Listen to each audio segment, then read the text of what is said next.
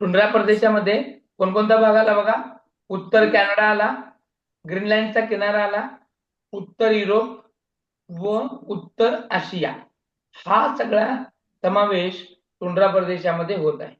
या प्रदेशामध्ये caribou, reindeer सारखे वैशिष्ट्यपूर्ण प्राणी या ठिकाणी आढळतात.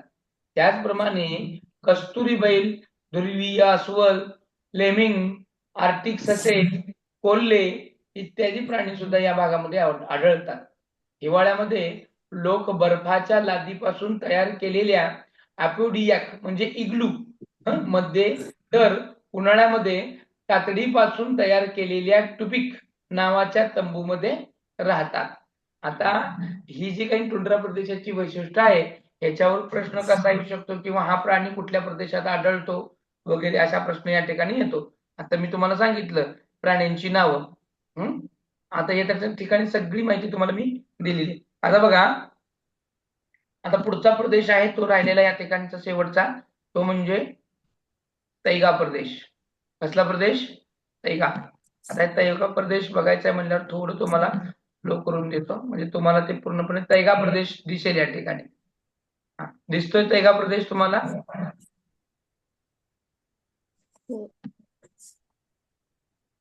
आहे का गेले?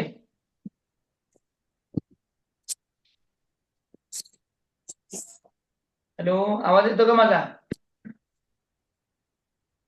हो सर. मग सांगा ना, आहे का? मला असं वाटलं मग गेले का काय वाटतंय, म्हणून असेल तर सांगत जावं हाय आहे सर म्हणून, आहे का नाही? रेंज बिल गेलेली कळत नाही. आता बघतो आपण तैगा प्रदेश.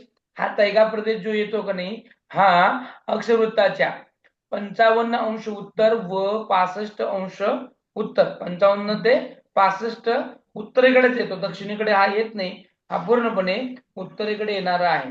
55 ते 65 हा उत्तर अक्षवृत्तांच्या दरम्यान तैगा प्रदेश येतो. अतिशय व दीर्घकाळ हिवाळा असतो. अतिशय एकदम थंडीचा व दीर्घकाळ हिवाळा असतो. कमी कालावधीचा उन्हाळा असतो. सूचीपर्णी वृक्ष असतात.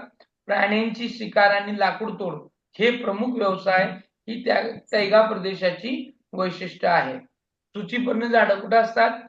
कुठल्या प्रदेशामध्ये? का सूचीपर्णी? तैगा प्रदेशामध्ये येतात. बरोबर. तर रेनडियर सारखा प्राणी जो आहे तो कुठल्या प्रदेशामध्ये येतो? Reindeer tundra. करेक्ट, टुंड्रा प्रदेशामध्ये येतो. आता बघा, आपण बघतोय तैगा प्रदेश, आणि हा तैगा प्रदेश बघा युरोप व आशिया खंड, उत्तर अमेरिकेत पश्चिमेकडील अलास्का पर्यंत आणि पूर्वेस अटलांटिक महासागर पर्यंत हा प्रदेश पूर्णपणे पसरलेला आहे. म्हणजे किती मोठ्या प्रमाणामध्ये हा प्रदेश पसरलेला आहे बघा. उन्हाळ्यातील या ठिकाणचं तापमान 15 अंश सेल्सिअस ते 20 अंश सेल्सिअस इतकं असतं. हिवाळ्यातले तापमान 0 अंशपेक्षा कमी असतं. पर्जन्यमानाची जी काही वार्षिक सरासरी आहे 300 मिलीमीटर ते 500 मिलीमीटर इतकं असतं. आणि उन्हाळ्यामध्ये पाऊस पडतो आणि हिवाळ्यामध्ये हिमवृष्टी होते. हिमवृष्टी म्हणजे काय हो? बर्फ पडणे. याच्यावरून आपण अनुमान लावू शकतो की त्या ठिकाणी किती थंडी असू शकते. बरोबर. मोठ्या प्रमाणामध्ये थंडी असणारा हा जो काही भाग आहे तो खूप महत्वाचा आपल्याला माहिती देतो. आता याच्या व्यतिरिक्त काही अजून प्रदेश आहेत, ते पण आपण बघूयात. बरोबर. कारण आपल्या अभ्यासामध्ये काय म्हणतो त्याला आपण, पुस्तकामध्ये म्हणजे पाठ्यपुस्तकामध्ये एवढेच प्रदेश दिले असेल तरी सुद्धा आपल्याला एकूण 9 प्रदेशांचा अभ्यास करायचा आहे. त्यातले हे 4-5च झालेले आहेत. त्यातले अजून एक 2-3 आहेत, ते बघूयात आपण कोणकोणते आहेत. एक येतो उष्ण वळवंटी प्रदेश. कसला येतो? उष्ण वळवंटी. हा जो भाग आहे विषुववृत्ताच्या दोन्ही बाजूस म्हणजे दक्षिणेकडे आणि उत्तरेकडे, दक्षिण गोलार्ध आणि उत्तर गोलार्धामध्ये 20 अंश ते 30 अंश या पट्ट्यामध्ये उष्ण वाळवंटी प्रदेश येतो. आणि या उन्हाळ्यामध्ये दिवसा अतिशय जास्त व हिवाळ्यात रात्री गोठण बिंदूपेक्षा कमी तापमान असतो. म्हणजे उन्हाळ्यामध्ये उन्हाळ्यामध्ये खूप ऊन आणि हिवाळ्यामध्ये खूप थंडी. गोठण बिंदूपेक्षा म्हणजे गोठण बिंदू कितीला गोठतं? पाणी कितीला गोठतो? 0. आणि उकळतो कितीला? उकळी मारतो कधी? 100°C, बरोबर का? 100. हा. आणि गोठण बिंदू म्हणजे या ठिकाणचं जे काही उष्ण वाळवंटी प्रदेशामध्ये हिवाळ्यामध्ये इथलं जे तापमान आहे हिवाळ्यातलं हे 0° पेक्षा सुद्धा कमी तापमान असतं. म्हणजे त्याच्या खाली जातो अजून मायनस मध्ये सुद्धा. इथं मात्र पावसाचं काही नियम नाहीये, अनिश्चित पाऊस असतो. वनस्पतींचा अभाव आहे या ठिकाणी. अरे पाणीच नाही तर कुठनं काय येणार? ही ह्या उष्ण वाळवंटीय प्रदेशाची वैशिष्ट्य आहे. तर हा उष्ण वाळवंटी प्रदेश असा भयानक येतो कुठं? तर उत्तर अमेरिकेमधला काही भाग जो म्हणजे कोरोरॅडो त्याच्यानंतर आहे आटाकामा जो आहे तो दक्षिण अमेरिकेमधला भाग आहे. त्याच्यानंतर कलहारी जो भाग येतो तो दक्षिण आफ्रिकेमधला येतो. त्यानंतर सहाराचं वाळवंट, बरोबर. आणि लिबियन सहारा कुठं आलो?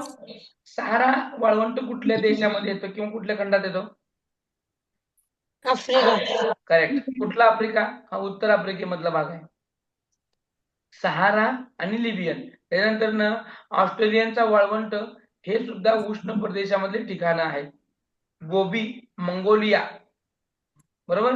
थरचे वाळवंट कुठे येतं? थरचे वाळवंट इंडिया. हा. ही काही छोटी उदाहरणं आहेत. ही जी काय आहेत ना, जसं की आता मी सांगतोय बघा, गोबी मंगोलिया मधला, थरचा वाळवंट भारतातला, टकलामकान जे चीन मध्ये आहे, ही सगळी कुठली छोटी वाळवंट आहेत. ही छोटी वाळवंट आहेत पण आहेत, बरोबर. ही उष्ण प्रदेशामधली वाळवंट आहेत. तिथलं वातावरण जास्त असतं आणि इथं वनस्पती वगैरे कमी आहेत, बरोबर का नाही? त्यामुळे साहजिकच इथलं लोकवस्ती कशी असेल? दाट असेल का? केरळ. करेक्ट. केरळ असणार आहे. छान. आता भूमध्य सागरी प्रदेश बघतो आपण. भूमध्य सागरी प्रदेश हा विषुववृत्ताच्या म्हणजेच आपल्या दोन्ही गोलार्धामध्ये म्हणजे दक्षिण आणि उत्तर गोलार्धामधील 30° ते 40° अक्षवृत्ताच्या दरम्यान हा भूमध्य सागरी प्रदेश आपल्याला आढळतो. या भागामध्ये उष्ण व कोरडे उन्हाळे असतात. हिवाळ्यात पाऊस कमी असतो.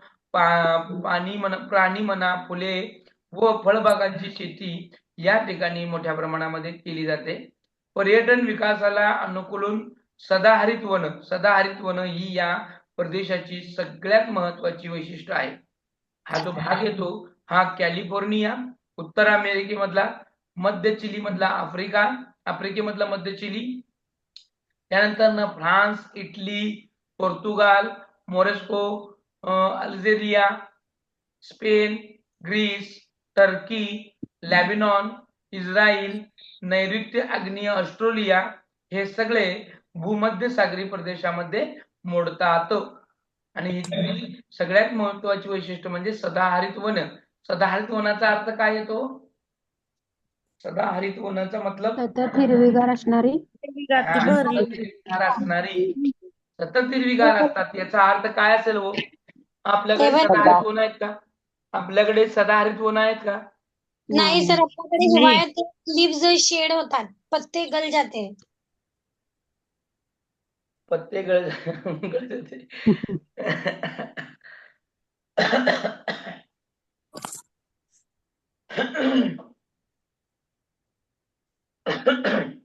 पानं गळण्याला काय म्हणतात?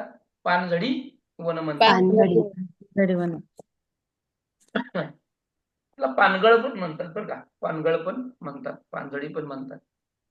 आता बघतो शेवटचा आपण प्रदेश बघणार आहोत तो म्हणजे पश्चिम युरोपीय प्रदेश. आणि तुमच्या माहितीसाठी एक IMP वाला प्रश्न ह्याच्यामध्ये सांगू का? IMP वाला की मला तुम्ही सांगायचं, मग मी तुम्हाला एक पार्ट सांगितला होता बघा की डॅश या प्रदेशाला जगाच्या गव्हाचे कोठार म्हणतात बघा. कुठल्या प्रदेशात? आणि प्रेयरी भाग. बरोबर. आणि मला हे पण सांगा की सगळ्यात जास्त गहू कुठल्या देशात पिकतो? सगळ्यात जास्त. दक्षिण अमेरिका. हा? कसला अमेरिका? कसला उत्तर अमेरिका? अमेरिका. थांबा थांबा, त्यांचं उत्तर उत्तर बघू. अमेरिका. कसला अमेरिका? चीन सर. चीन. चीन सर. चीन. तुमच्यासाठी हा स्वाध्याय आहे. त्यांनी पश्चिम अमेरिका म्हणलं. दोनच अमेरिका आहेत. एक आहे उत्तर अमेरिका आणि दुसरा आहे दक्षिण अमेरिका. दक्षिण अमेरिका. उत्तर अमेरिका. उत्तर अमेरिका. अमेरिका म्हटले होते.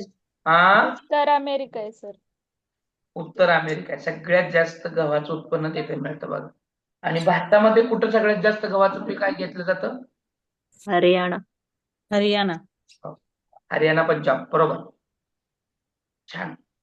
आता बघा, आपल्याला शेवटचा एक बघायचा आहे. म्हणजे मी IMP मध्ये काय सांगायला होतो माहितीये का? हेच प्रश्न येणार आहे की जगामध्ये सगळ्यात जास्त गव्हाचं पीक कुठं घेतलं जातं, त्याचबरोबर हे प्रेरी प्रदेशामधले काही वैशिष्ट्य आणि तिथली काही जी आता मी माहिती सांगितली तुम्हाला, तिथली माहितीमध्ये बघा कुठले कुठले प्रदेश येतात ते सांगितलं मी तुम्हाला.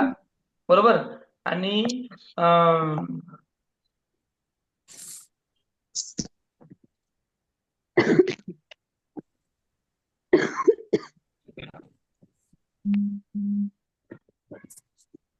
तर प्रेरीला तुम्ही काय म्हटलं, जास्त गव्हाचे कोठार म्हणतात, ते दक्षिण अमेरिकाला आहे. मग उत्तर अमेरिकाला जास्त गहू पीक कुठं घेतलं जातं, तर उत्तरात उत्तर अमेरिकाला येतं का?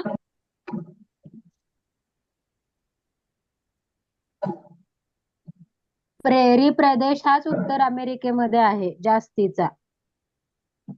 तर दक्षिण अमेरिका.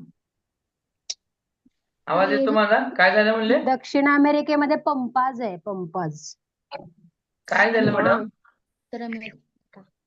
काय म्हणतात बरं? प्रेरी कुठे, दक्षिण अमेरिकाला का उत्तर अमेरिकाला? मी कुठे सांगितलं तुम्हाला? उत्तर अमेरिका. तुमच्या समोर डिस्प्लेलाच आहे का नाही बघा. इथं पंपाज आहे तो दक्षिण अमेरिकेला आहे आणि प्रेरी आहे तो उत्तर अमेरिकेला आहे.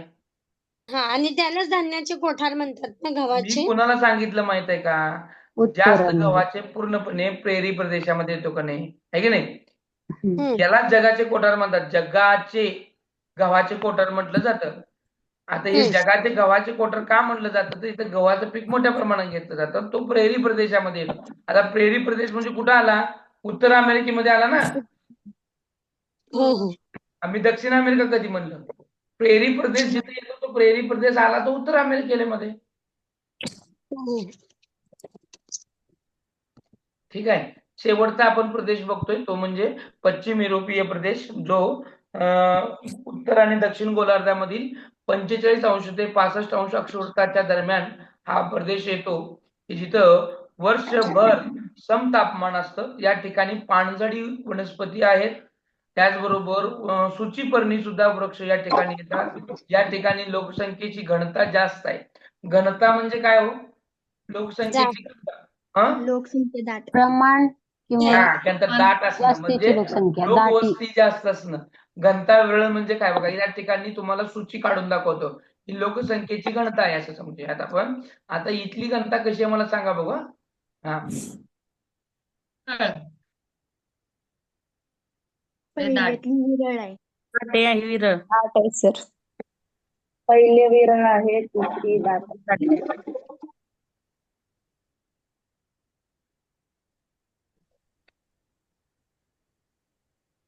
हा सांगा. आता पहिली घनता, लोकसंख्येची घनता, पहिलं जे चार्ट दाखवलं मी तुम्हाला तो कसला आहे? विरळ. विरळ. म्हणजे काय विरळ म्हणजे काय, की लोकसंख्या या ठिकाणी जवळजवळ नाहीये, लांब लांब आहे आणि ते चिटकून आहे. बरोबर. आता शहरामध्ये लोकसंख्या विरळ असते की दाट असते? दाट असते. त्यामुळे दाट असते. करेक्ट. छान. एवढं कळलं म्हणजे चालेल. आता हे जे पश्चिम युरोपीय प्रदेश आहेत याच्यामध्ये लोकसंख्येची घनता दाट आहे. या ठिकाणी विकसित दुग्ध व्यवसाय आहे, मासेमारी आहे, मेंढीपालन केली जाते. ही या प्रदेशाची वैशिष्ट्य आहे. तर हा भाग नेमका येतो कुठं? तर युनायटेड किंगडम, त्याचबरोबर France, Germany, Netherland, Denmark, Norway, British Columbia आणि कॅनडामधला कोलंबिया, दक्षिण चिली, दक्षिण अमेरिकेमधला न्यूझीलंड, तास्मानियाचं बेट या प्रदेशाचा समावेश पश्चिम युरोपीय प्रदेशामध्ये होतो. तर यापैकी आपण जे बघितलं का नाही, डेन्मार्क, नेदरलँड, न्यूझीलंड हे विकसित दूध व्यवसायासाठी प्रमुख आहेत. डेन्मार्क, नेदरलँड आणि न्यूझीलंड हे विकसित दूध व्यवसाय आणि दुग्धजन्य पदार्थ सुद्धा या भागामध्ये मोठ्या प्रमाणामध्ये घेतले जातात.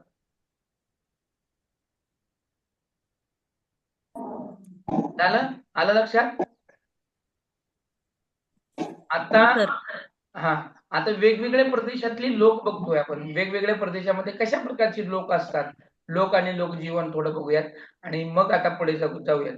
म्हणजे आता प्रश्न याच्यावर पण येऊ शकतो की ह्या प्रकारची लोक कुठं आढळतात किंवा कसं असतं यांचं. हे बघा, या ठिकाणी काही की जे काही आता आपण जे बघितलेलं आहे हे तिथल्या लोकजीवनच आहे. हे बघा, वडापाव कुठला आहे? हे वडापावच आहे का? हे जे दिसते ते वडापाव आहे का काय बरं? नाही. बर्गर बर्गर आहे. बर्गर आहे. हा, हे काय आहे? चटणी भाकर आहे का? वरण भात. वरण भात. हा, हे जे काही दिलेलं आहे ह्या सगळ्या जे काही वनस्पती हे कुठल्या ह्याच्यामध्ये येते हो? हे जे दिसते की नाही असलं ताट जे दिसतं कुठल्या भागामध्ये येतं? South Indian. साऊथ हा? Indian. South Indian. South Indian. South Indian हे केरळचा भागच येतो. साऊथ इंडियन म्हणजे केरळचा. ठीक आहे. आता बघा, वेगवेगळ्या प्रदेशातील लोक. आता पिग्मी लोक कुठे आढळतील बरं? कोणते? पिग्मी. कांगोच्या खोऱ्यात सर. करेक्ट, एकदम राईट. पिग्मी जे लोक आहेत ते कांगो च्या खोऱ्यात, कांगो नदीच्या खोऱ्यामध्ये आढळतात आपल्याला. त्याचबरोबर एमिस्को हे कॅनडा आणि ग्रीनलँडच्या टुंड्रा प्रदेशामध्ये ही जी काही एमिस्को लोक आहेत हे आपल्याला सापडतात. रेड इंडियन कुठं सापडतात माहिती का? रेड इंडियन सापडतात म्हणण्यापेक्षा राहतात आपण असं म्हणूया. उत्तर अमेरिकेला सर. करेक्ट. रेड इंडियन आहे उत्तर अमेरिकामध्ये आहे. बिंदुबू. आता याच्यामध्ये पण शेवटी मी 16 जे लोक आहेत, लोकांचे प्रकार आहेत हे 16 सांगणार आहे आणि त्याच्यातल्या परीक्षेच्या दृष्टिकोनातनं 2 ते 3 लोकांची काही जी प्रजाती आहे ती या ठिकाणी सांगणार आहे. आता त्याच्यामध्ये पहिली लिहून ठेवा, ही रेड इंडियन जी आहे ना, हा येण्यासारखा प्रश्न आहे. त्यानंतर एस्किमो सुद्धा हा सुद्धा येण्यासारखा प्रश्न आहे. तो कॅनडा आणि ग्रीनलँड जो टुंड्रा प्रदेश येतो तिथं आहे. बिंदीबू सांगितलं का? बिंदीबू हा जो येतो तो पश्चिम ऑस्ट्रेलिया मधला आहे. कुठला आहे? पश्चिम ऑस्ट्रेलिया. किर्गिज मध्य आशिया स्टेप्स हे आलं होतं सर. बरोबर, मध्य आशिया स्टेप्स मधला आहे. आलं होतं, प्रश्न आलता ना. त्याच्यामुळे जे भाग सांगतोय ना तुम्ही व्यवस्थित वाटल्यास लिहून घ्या, नसेल तर याचा. आणि विशेष काय माहितीये का, की जे सगळं आहे ना मी तुमच्या स्टडी ग्रुपमध्ये टाकलेलं आहे. आता किती जणांनी बघितलं मला माहित नाही, कसं बघितलंय मला माहित नाही. टाकलंय सर. टाकलंय ऑलरेडी मी. तुम्ही वाचलंय का नाही मला काहीच माहित नाही. का माहितीये का, मी जे परीक्षेच्या दृष्टिकोनातून जेवढं महत्वाचं आहे सगळ्या गोष्टी मी प्रोव्हाइड केलेल्या आहेत. फक्त तिथपासून तुम्ही जर वंचित असाल तर त्यांना मी काही करू शकत नाही. एखाद्या घोड्याला जरी ताण नसली तर त्या ताण नसलेल्या घोड्याला मी पाणीपर्यंत घेऊन जाऊ शकतो. त्या जास्तीत जास्त पाण्याच्या हौदापर्यंत घेऊन जाऊ शकेल. नसेल ताण तरी ते मुंडकं मी त्या पाण्यामध्ये बुडवण्याचं काम करू शकेल. तरी सुद्धा त्याला प्यायचं नसेल तर तिथं मुंडकं पाण्यात मी असं मुद्दा म्हणून घालेल, डुबवेन.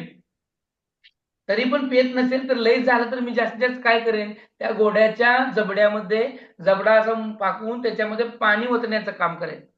पण शेवटी ते पाणी गिळायचं का जलचं पाणी पाजतंय त्याच्या तोंडावर त्या पाण्याची पिचकारी मारायचं, हे कोणाच्या हातात आहे? त्या घोड्याच्या हातात आहे. तसं मी सगळ्या गोष्टी प्रोव्हाइड केलेल्या आहेत. फक्त समाजशास्त्राच्याच नाही तर इतर विषयाच्या सुद्धा दिल्या आहेत. आउट ऑफ बॉक्स जाऊन मी शोधून सगळ्या गोष्टी प्रोव्हाइड केल्या आहेत. मग ते इंग्रजी असू दे, मराठी असू दे, समाजशास्त्र असू दे किंवा मग गणित, विज्ञान किंवा हे तुमचं मानसशास्त्र असू, या सगळ्या गोष्टींना मी जवळजवळ तुमच्याकडे प्रोव्हाइड केलेलं आहे. फक्त ते वाचायचं का वाचायचं नाही, काय एकच ठोकळा घेऊन वाचत बसायचं हे तुमच्यावर आहे. आणि शेवटी आता तुम्ही वाचून आणि पळून किती पडणार आहे? आपल्याकडे एकच दिवसाचा कालावधी राहिलेला आहे आणि हा एक दिवस म्हणजे पृथ्वीचं परिवलन आहे. एका दिवसात परिवलन कितीचं आहे? बरोबर आहे सर. आणि ह्या परिवलनानुसार आपल्या पण आयुष्यामधला काही भाग परिवलन होणार आहे. हे जर पेपर चांगल्या पद्धतीने गेला तर आपल्या आयुष्यातलं परिवलन काय होणार आहे? जर कुणाच्या आयुष्यामध्ये अंधार असेल तो पूर्णपणे उजेडात येण्याचं काम ह्या परीक्षेमध्ये पास झाल्यानंतर परिवलन होणार आहे. नाहीतर आपण आपल्या नोकरीसाठी परिभ्रमणच करत फिरणार आहे. बरोबर आहे का? बरोबर आहे हो का? सर, बरोबर आहे. मग आपलं जर आजचं परिवलन योग्यरित्या झालं तर आपण आपल्याला जास्त परिभ्रमण करण्याची गरज येणार नाही. आपलं आयुष्य परिभ्रमणात जाणार नाही आणि हे तुमचं परिवलन खूप महत्वाचं ठरणार आहे. याच्यासाठी आपला ही जी काही रात्र आहे किंवा येणारी अजून एक रात्र असेल, 10 तारखेला आपला पेपर आहे, आज शुक्रवार आहे, उद्या शनिवार आहे. उद्याची रात्र म्हणजे जसं की ते वोटिंगच्या दिवशीची रात्र खूप महत्वाची असते. रात्र ही वैऱ्यांची आहे की नाही? जागते राहू काळ रात्र सर. काळ रात्र. तशी तुमची उद्याची रात्र ही काळ रात्र नसणार आहे, हे लक्षात घ्या. ती आपल्यासाठी उद्याचं एक चांगलं भविष्य निर्माण करण्यासाठी येणार आहे.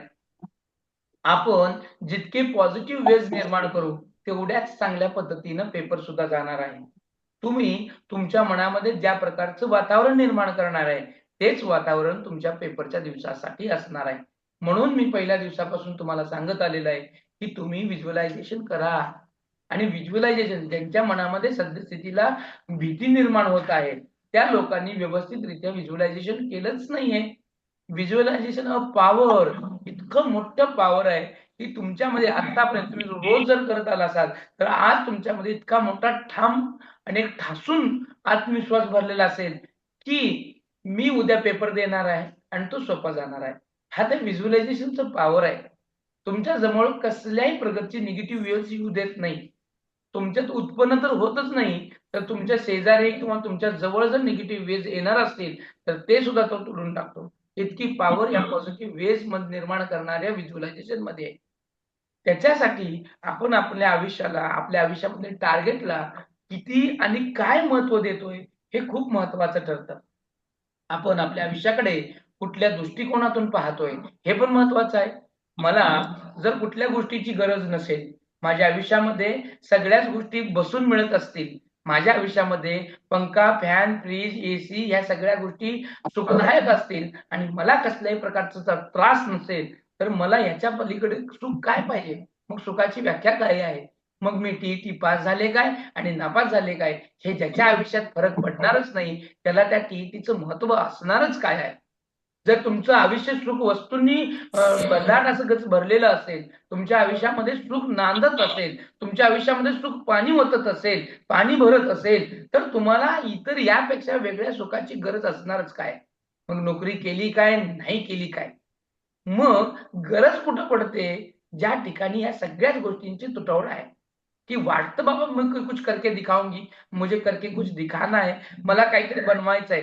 जरी माझ्या आयुष्यामध्ये किंवा माझ्या संसारामध्ये सुख नांदत जरी असेल तर मला स्वतःचं अस्तित्व निर्माण करायचं आहे.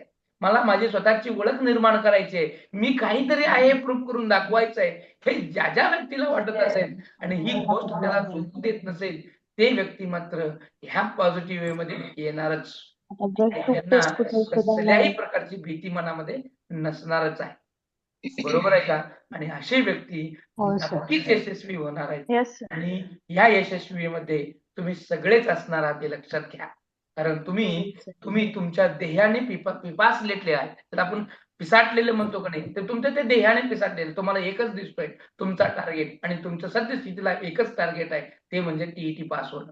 आणि हे जे लोक उठल्या बसल्या टीईटीचा जप करत आहेत, टीईटीचा अभ्यास करत आहेत, टीईटी सोडून काही करत नाही, की ज्यांच्या घरामध्ये दिवाळी झाली खरी पण त्याच्यामध्ये आपण सहभागी नव्हतो.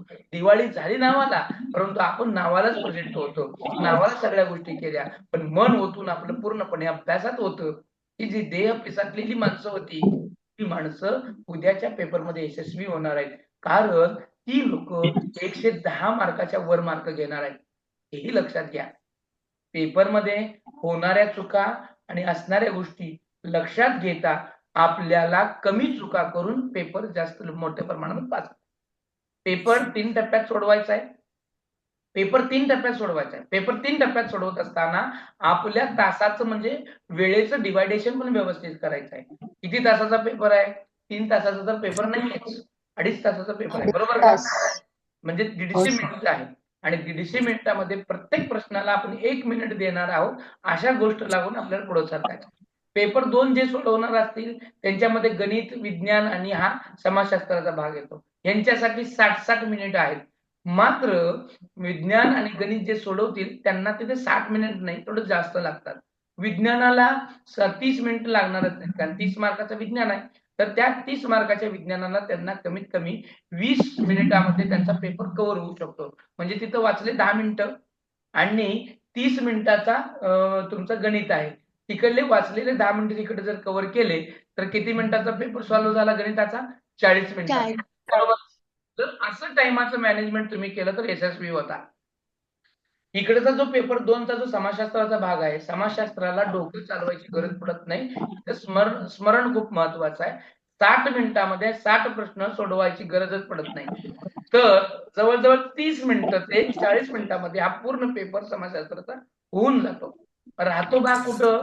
मग हे राहिलेले 30 मिनिटं म्हणा, कुणाची 20 मिनिटं म्हणा, तर तुम्हाला कन्व्हर्ट करायचे इंग्रजी सारख्याला किंवा मानसशास्त्रासारख्याला किंवा मराठीला. आता जिथं कुठं लागतो, ज्या ठिकाणी व्याकरण सोडवायला तुम्हाला डोक्याचा भाग लागणार आहे, तिथं लागणार आहे किंवा जिथं विचार करावा लागणार आहे, असा मानसशास्त्राचा भाग तिथं थोडं लागणार आहे. बाकी कुठेही लागत नाही. बाकी तुम्ही दन दन दन दन सोडवू शकता. जसं की मराठीचं ग्रामर असेल, ह्या ग्रामरला 30 मिनिटं लागतच नाही. तो तुम्ही पूर्णपणे बघत आहात. मी आता तुमचं सगळं अनालिसिस केलं, आता एवढे पेपरचे बघितलं तर 150 मिनिट कोणच घेईना. 1-2 जणच 150 मिनिटं घेत आहेत. बाकीचे सगळे 100 मिनिटं किंवा 100 मिनिटाच्या आसपास आहेत. काही जण आहेत 90 मिनिटामध्येच पेपर सोडवत आहेत. ही सगळी जी काही आहे तुमची एक पेपर सोडवण्याची कला झाली आहे. हे सोडवत असताना मी स्ट्रिक्टली सांगितलं होतं की तुम्ही पेपर ऑनलाईन पण सोडवा आणि त्याचबरोबर OMR शीट घेऊन तेच प्रश्नाचं उत्तर गोल गोल करायची पण तयारी करा. लक्षात घ्या, तुम्ही OMR शीटची तयारी करणं खूप गरजेचं आहे. तुम्ही एक बॉलपेन घ्या 10 रुपयाचा, त्याचा बॉल जो आहे आतला, तो ज्याला आपण पिन म्हणतो, डॉट म्हणतो, तो मोठा असला पाहिजे. 10 रुपयालाच मिळतो. पण त्याला एक आठ ठेवा की त्याच्यातून शाई लीक होणार नाही. म्हणजे काही पेन असे असतात की शाई सोडतात आणि जास्त शाई सोडले की पेपर काळा, निळा, पिवळा, हिरवा सगळाच होऊन जातो. त्याच्यामुळे ती बारीक बारीक गोष्टी सुद्धा लक्षात घेणं महत्वाचं आहे. आणि बसल्या बसल्या नुसतं गोल करायची सवय लावून घ्या. जेवढ्या फास्ट, जेवढ्या कमी गोलामध्ये गोल पूर्ण होईल असा बॉलपेन घ्या. आणि तो बॉलपेन 10 रुपयाचा रेनॉल्ड सुद्धा चांगल्या कंपनीचा आहे. इतर कोणी घेतला असेल तर तो ग्रुपमध्ये त्याचा फोटो टाका आणि तो आजपासून घ्या. आज घेऊन तुम्ही 4-5 OMR शीट मी तुम्हाला ऑलरेडी PDF टाकलेली आहे, त्याचे प्रिंट काढा, गोल गोल करा आणि गोल गोल करायची सवय लावून घ्या. काढलेत आम्ही. जेणेकरून हाताला ताण पडणार केले नाही. सर. आपल्याला वाचायची सवय झालेली आहे आणि बोटाने स्क्रीन ढकलायची सवय झालेली आहे. चुकून पेपरच्या दिवशी पेपरला ढकलू नका म्हणजे झालं, झूम करून बघू नका म्हणजे झालं. कारण इतकी आपल्याला भयानक सवय ह्या स्क्रीनची झालेली आहे. ही स्क्रीनची सवय कन्वर्ट आपल्याला पेपरच्या ऑफलाईनला करायची आहे आणि ही एकदा का व्यवस्थित जमली की पेपर वेळेत पूर्ण होतो. आणि जो टायमाचा नियोजन व्यवस्थित करेल त्याचा पेपर 10 मिनिटं अगोदर पूर्ण होईल याची मी गॅरंटी देतो. आणि पेपर 3 स्टेप मध्ये सोडवत असताना पहिला स्टेप जे येते ते सोडवत चला. पहिला नियम, माझा आवडता सेक्शन कोणता आहे तोच घ्या. मग तुम्हाला मराठी आवडलं तर मराठी घ्या, इंग्रजी आवडलं तर इंग्रजी घ्या, मानसशास्त्र आवडलं तर मानसशास्त्र घ्या, नाहीतर समाजशास्त्र घ्या. जे आवडणार आहे तेच घ्यायचं आणि जे सोपं आहे तेच सोडवत जायचं. दुसऱ्या अवघडीला, विचाराला याला भाग द्यायचाच नाही.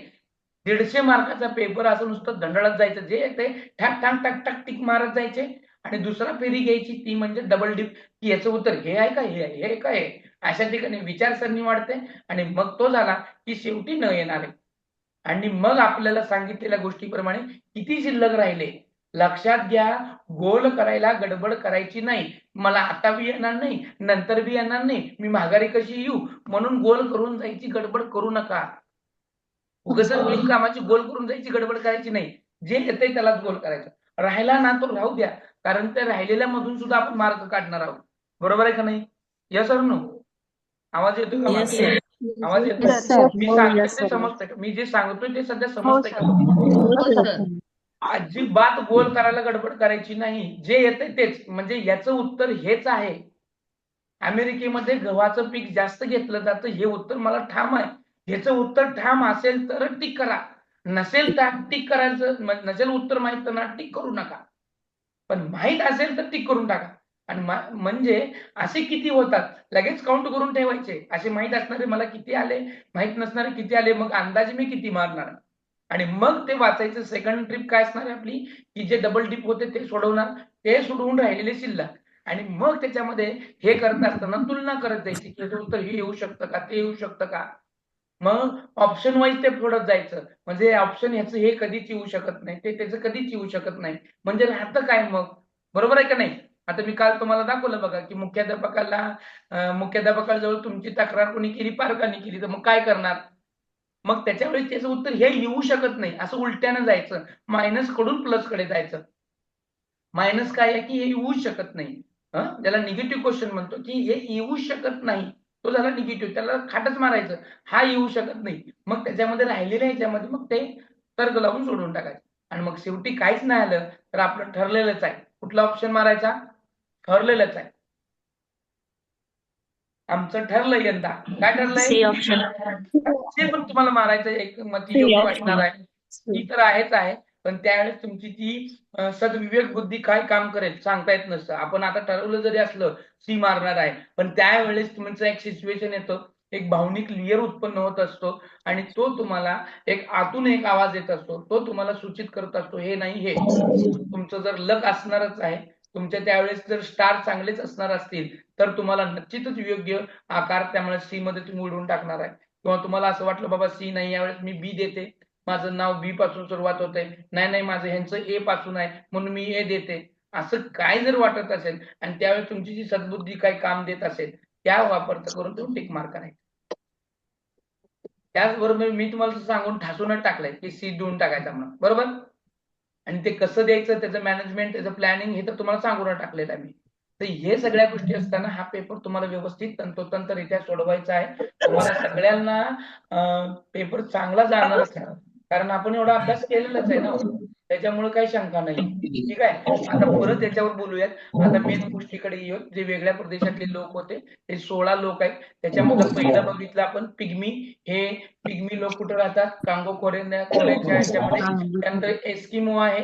एस्किमो कुठले? कॅनडा कॅनडा आणि ग्रीनलँड हा ग्रीनलँड. त्याच्यानंतर नाही रेड इंडियन. रेड इंडियन उत्तर अमेरिका बिंदू पश्चिम ऑस्ट्रेलिया. किर्गिज मध्य आशिया स्टेप्स याकूत. हे याकूत जे आहे ना रशिया मधील आहे, टुंड्रा प्रदेशामध्ये. याकूत रशिया, टुंड्रा प्रदेश. त्यानंतर किकुयू. केनिया कसं करेक्ट, केनिया. हा. त्याच्यानंतर ना माओरी न्यूझीलंड मध्ये आहे. हे न्यूझीलंड मध्ये आहे. त्यानंतर ना मसाई, पूर्व आफ्रिका सर. करेक्ट, पूर्व आफ्रिका. त्यानंतर सॅमोईड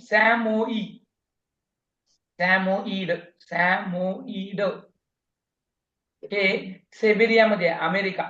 सेबेरिया. आता बघा, एखाद्या प्रश्नाचं उत्तर येत नसेल तर ते कसं सोडवायचं इथं सांगतो बघा. आता तुम्हाला विचारलं की रेड इंडियन कुठे सापडतात. रेड इंडियन हे लोक कुठे राहतात किंवा कुठली यांची वस्ती जास्त प्रमाणात आढळते असं जर विचारलं तर बघा प्रश्नाच्या उत्तरामध्ये आता तुम्हाला समजा आठवत नाहीये आणि पर्याय दिलेले आहेत. पर्यायामध्ये एक दिलाय इंडिया, दुसरा दिलाय उत्तर अमेरिका, मग दिलाय कांगोचे खरे आणि मग दिलाय केनिया. ह्याला तुम्ही कसं तोडणार? ह्याला तोडायचं कसं? ह्या 4 ऑप्शन मधलं एक उत्तर तर काढायचं. आता आपल्याला माहित नाही असं गृहीत धरू आणि आपण ह्याला तोडायचं कसं? माहित नसताना सुद्धा एखाद्या प्रश्नाचं उत्तर काढायला प्रयत्न कसा करायचा? आता काही लोक काय करणार, रेड इंडियन म्हणलं की हे इंडियन येतं का हो? आपलं कोण आहे आपण? आता ते माहित नसतं ना आपण पण कोण आहे ते, मग त्याच्यामुळे ते प्रॉब्लेम व्हायला लागतं. अशा वेळेस तोडायचं कसं? कोण सांगेल? पिंपळनेर सांगू शकाल का कसं तोडायचं, म्हणजे तुम्ही कसं तोडता? मग त्याला मी लेअर देऊन टाकतो एक चांगला मस्तपैकी. सर सर पहिल्या रेड पण आहे, नाही तर कन्फ्युज. नॉर्मली आपण लगे इंडिया किंवा भारतच लिहितो, हा, पण रेड ह्याचं इंडियन उत्तर म्हणले की भारत उत्तर लिहितो. अमेरिका. आणि तुम्ही भारत लिहावं म्हणून तर आम्ही त्या ठिकाणी इंडियाच टाकलेला असतो. कारण तुम्ही जोडता काय, असोसिएट कुठं करता इंडियाला आणि इंडियनला. अरे हे इथलंच आहे काय की असं ओढून घेता लगेच तुम्ही. हो ना. दुसरं काय करावं लागेल, अजून काय करावं लागेल बरोबर उत्तर काढायला? सर जे नाही येत पहिल्यांदा ते बघायचं. करेक्ट, एकदम बरोबर. हे होऊ शकत नाही. बर, आता मी तर म्हणलं रेड इंडियन, आपण इंडियाकडेच घुसलो ना, त्याच्यामुळं त्याच्यासाठी पहिला व्ह्यू काय ठेवायचा लक्षात घ्या, की पहिला व्ह्यू असे समानार्थी शब्द कधी कधी येतात का नाही. आता भारत जे आहे की नाही, तिथं भारत लिहायला काय अडचण होती का त्याला? भारत लिहायला अडचण होती का? त्यानं लिहिलं इंडिया लिहिला, बरोबर का नाही? आता रेड इंडियन ही जमात कुठे आढळते, आणि खाली पहिलं ऑप्शन आहे इंडिया. आता इंडियाला भारत म्हणतो आपण, भारतालाच इंडिया म्हणतो. मग त्यानं भारत तिथे लिहिलं असतं काय झालं असतं? इंडिया लिहिलाय याचा अर्थ आपल्याला लगेच तिकडे जातो, म्हणजे हे उत्तर कधीच येऊ शकत नाही. हे फक्त कन्फ्यूज करण्यासाठी ऑप्शन टाकलेला आहे, आलं का लक्षात? आणि मग आता कोणतं येऊ शकत नाही, आपल्याला एखादं ह्याच्यातलं आठवतच असतात की नाही. आता सरनी सांगत असताना मग त्या दिवशी मला आठवत होतं बाई, किकियू जे आहे हे केनियात होतं, त्यामुळे केनिया याचं येऊ शकत नाही, आहे की नाही? केनिया येऊ शकत नाही. कांगोचं खोरं तर ते पिग्मीच होतं. म्हणजे एवढ्या 16 मधनं आपल्याला सर 2-4 तरी आवाज जाती येत नाही माहित असणार, क्लिअर. 2-4 तरी जाती माहित असणार आहेत. त्याच्यामुळं आपल्याला त्या पर्याय बाजूला काढायचे जे येऊ शकणार नाही, आणि पहिली काढायचे जे संभ्रमात टाकतील त्याला काढायचं. मग जे येऊ शकणार नाही अशातनं 1-2 उडतात, राहतात 1-2, झालं, जवळच जातो आपण. आलं लक्षात? लक्षात आलं का? Yes sir.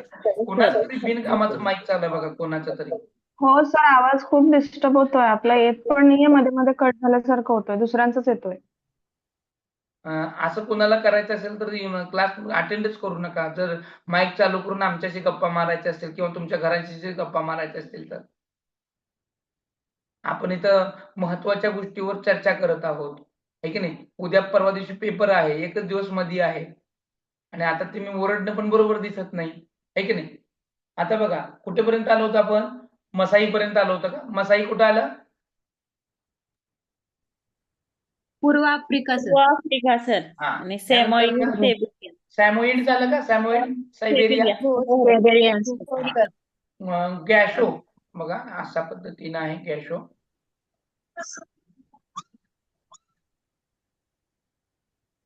गॅशो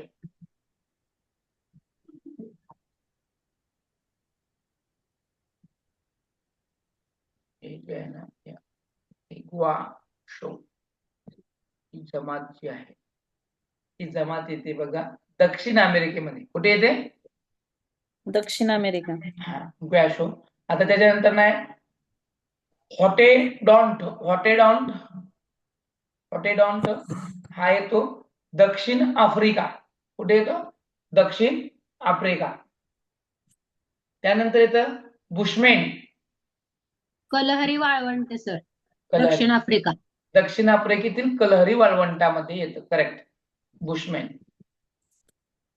त्यानंतर आहे ॲबॉरिजिन.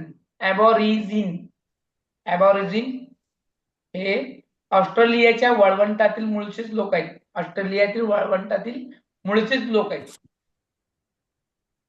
बदाऊन, काय? बदाऊन, काय सर? बदाऊन. हा सौदी अरेबिया.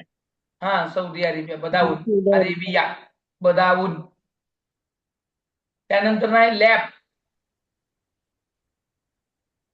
लॅप जे आहे ते उत्तर फिनलँड, उत्तर फिनलँड, त्यानंतर नॉर्वे आणि स्वीडन मधील टुंड्रा प्रदेश, स्वीडन मधील टुंड्रा प्रदेश हे लॅप आढळून येतं.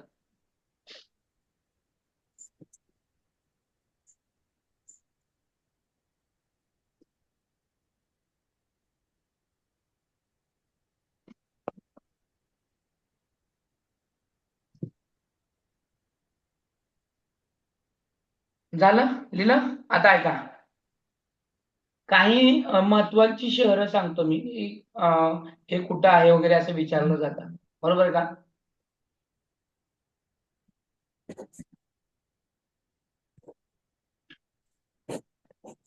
देशातील सर्वात मोठे शहर माहित आहे का कुठे आहे?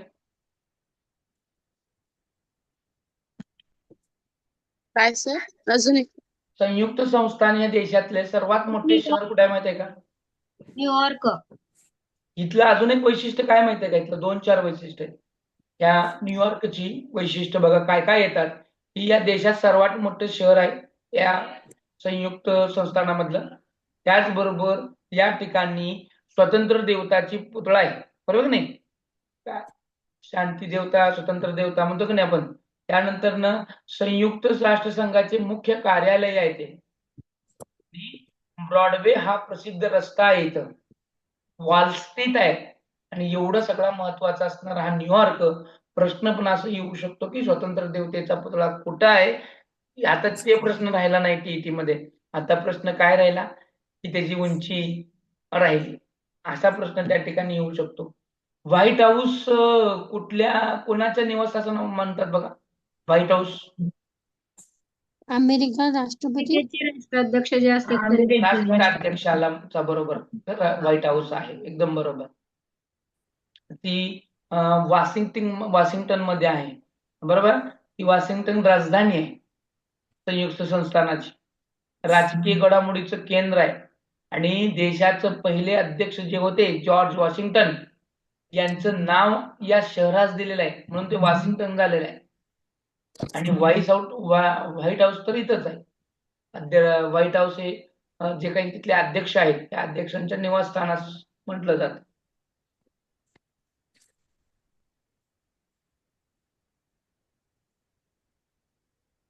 केप केनेडी जे आहे की नाही, केप केनेडी हे फ्लोरिडा राज्यामधलं एक उपग्रह प्रक्षेपण केंद्र आहे, उपग्रह. आणि नासाचं ते प्रमुख कार्यालय आहे तिथं. नासा माहिती ना आपलं? हा, तुम्ही हे नाव ऐकलंय का? तुम्ही लॉस एंजेलिस नाव ऐकलंय का तुम्ही?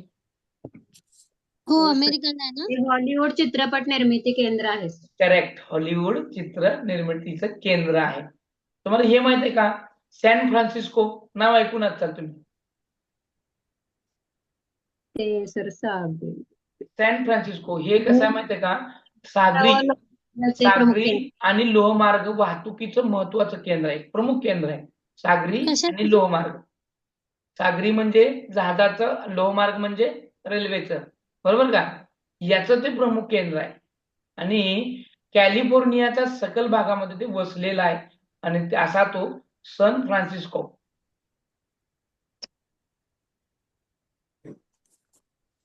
मॅचेस्टर कुठे आहे? मँचेस्टर. हा, मँचेस्टर. इंग्लंड का सर? करेक्ट, इंग्लंड मध्ये. काय महत्वाचं मँचेस्टर मध्ये? ती कापड गिरणा सर तिथला महत्वाची. हा, करेक्ट, कापड आहे तिथला. हे प्रश्न आलता बरं का. हा प्रश्न मला वाटतं 2013 का 14च्या टीईटीला आला होता बघा.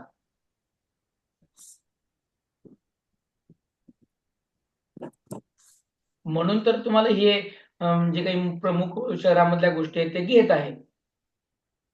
आणि भूगोल संपवत आहे ह्याच्याबरोबर.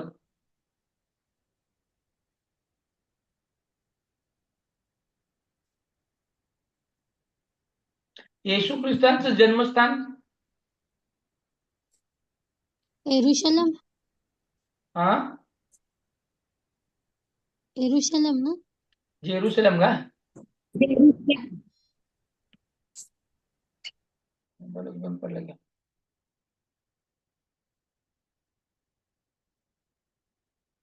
एक मिनिट, लाईट गेली माझी, एकच मिनिट.